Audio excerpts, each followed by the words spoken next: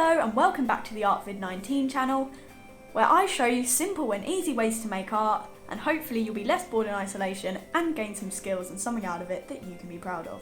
So before I get into today's video, I'm just going to say a thing, because one of my friends, i.e. one of the viewers of the channel, told me that they didn't understand at first the name of the channel, the fact that it was a pun. So I'm just going to clear the air, and the reason why it's called ArtVid19 is because it's a pun on COVID-19, and obviously the aim of it is to try and help people, learn new skills, whatever, when they're bored at home. Their art videos, ArtVid, COVID, it's supposed to be a pun, but apparently some people don't get it. Today's video is going to be 8 ways on how to get better at drawing from home. So it's easy ways that you can do. If you're maybe stuck in a rut, you're thinking, oh, I'm just never going to get better. I'm just going to show you a few ways that will help you improve. Simply, just what we like on this channel. So the first way is using tracing paper.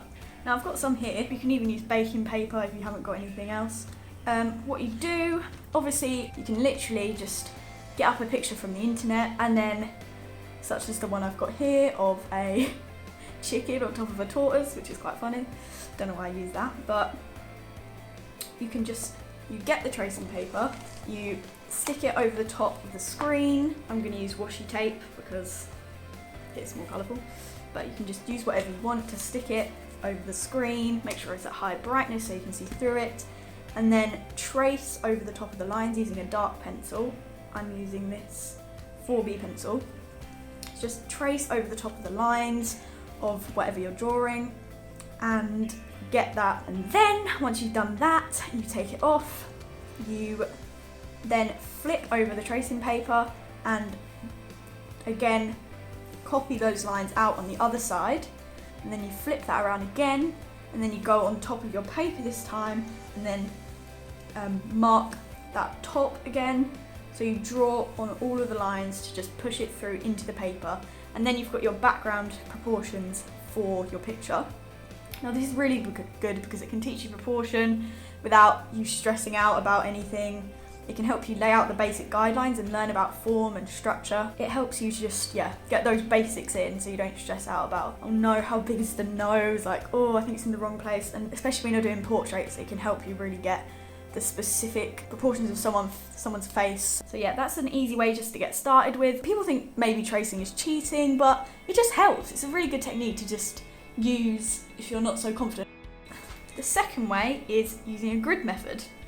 Now I've got this picture of Jennifer Aniston here, so I can show you how to do a portrait using the grid method. It's a really well-known method. Lots of people use it just to get, again, those proportions right without tracing. So what you do is you basically just draw over whatever reference photo you have. You just draw a grid on the photo, as you'll see in a minute.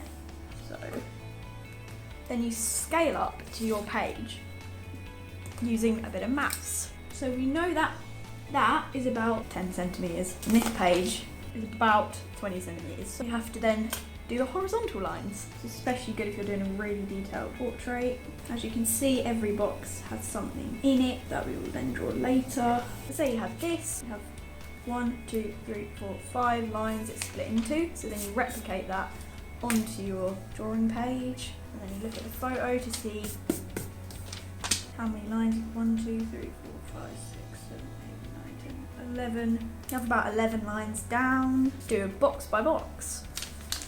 So you know that edge one has that edge of the hair. You then translate that. Obviously, when you're doing the grid, you've got to use a lighter pencil than I did because it's going to be hard to rub out, but that's the technique. Now at 3, we have the observation. Now the best thing to do to learn to draw is to observe, as it says in this book, Mindfulness and the Art of Drawing by Wendy Ann Greenhalgh. It's a really good book. I'm just going to read you a bit of the passage about observation, because it's really important to not just draw an object, but to look at it and experience it first. So with still life, at the heart of all drawing is the act of seeing, and seeing, perceiving clearly, is at the heart of all mindfulness practice too. Art and seeing, so intrinsically the two practices linked together. You have to think about the relationship between seeing and drawing, which is a story about subject and object, separation, connection and interconnection. She says to practice the mindfulness of seeing for several minutes before you ever practice the mindfulness of drawing. Whatever you choose to draw, spend time with it, looking until looking becomes seeing, and you're drawn more closely into the relationship with your object. We can practice this even when we don't intend to draw. Try looking at your houseplants. Have you ever seen them? If you're out and about, take time to stop and see what there is around you. Obviously this is quite hard during quarantine, but you can obviously take pictures of stuff on a walk. The bark of that small tree you pass every day might have an extraordinary pattern or texture. The scrubby grass growing between the paving stones may be coming into a flower. Stopping and taking time to see in this way subtly changes our relationship to the things, people and places around us, and reveals the unexpected, startling beauty that's present everywhere. So if you want to learn more about this, go read this book. The 4th tip is to draw every day. I'm just going to doodle whilst I do this because you're probably bored of just looking at my hands. Drawing every day means that you get out of a creative block. You're creating a routine for yourself, and the more you draw, it's just about practice. The more you draw, the better you're going to get. And if you start to give up, then you're going to lose that focus, lose that technique, and lose that progression that you've overcome over the last however many days or whatever you've been doing it. So if you just draw something every day, no matter how little, oh, I'll just draw this flower, rubber, whatever, you'll start to enjoy it more. If you get yourself into a routine, then, it becomes part of your life and part of your enjoyment of life. As long as you keep doing it, you'll definitely get better. That is 100% guaranteed. The 5th tip on how to get better at drawing is to practice doing different things. Don't get into the habit of just, oh, I like drawing eyes, so but you've got to just get a range of things. Hands, bodies, landscapes. I'll put a few examples in here of what you could draw. Landscapes, buildings, objects, people, expressions. You have to get a range of different things in there if you want to, really develop your skills. Don't just stick to drawing people, don't just stick to drawing objects. Just try out different things, and at different angles as well. But with the power of the internet, you can literally get anything. You don't need to go, to India to draw the Taj Mahal. You don't have to go to a river to draw a river. You can look at anything on the internet and recreate it. The 6th tip is don't just try out a range of things, but try out a range of styles. Try out different styles. Try out, drawing without putting it down, continuous line drawing. Try out, drawing on cardboard, drawing on canvas, using paints, using collage. Trying out things that you wouldn't usually try out. The 7th tip is watching art YouTubers. I'm going to recommend some YouTubers that I've been watching over my years that have really helped me and find inspiration and learn new things. Even if you're not drawing per se, you can get the experience by watching someone else, if you get what I mean. And the last tip that I'm going to share with you is don't give up. Be patient. Don't compare yourself to others. Just keep drawing every day if you can. I'm going to read you this quote that's also in this book, shout out, which was by Van Gogh. Obviously everyone knows Van Gogh. This is his quote.